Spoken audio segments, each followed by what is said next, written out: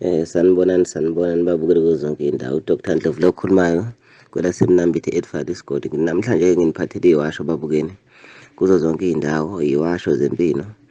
Ngiphethe nembiza yempilo, iwasho zokwenza ukuthi uthandeke kubantu, oyela wamandla siwuphethe. Ngithi uma ufuna lezi zinto xhumana nami-ke babukeli kuzo zonke iy'ndawo. Kodwa iwasho zethu zihamba 150, 50 rand. Amen. Ngicela uNkulunkulu anibusise benani. Amen. Siyabonga.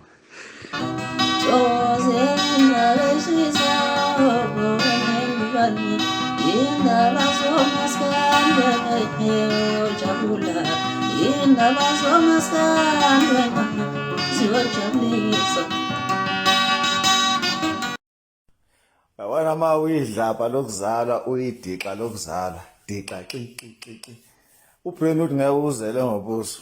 uBrenood ufuna inono. uBrenood une-step sakhona sokuhamba uma ugqoka uBrenood. Awudlwathuzi nje kanje njengalezi ndlwapho lezi ezimbili. Udlwathuze engathi ihlama usulile. Engathi ushiswa ihlama. Buka nje laba ngathi bashiswa ihlama laba abasulanga.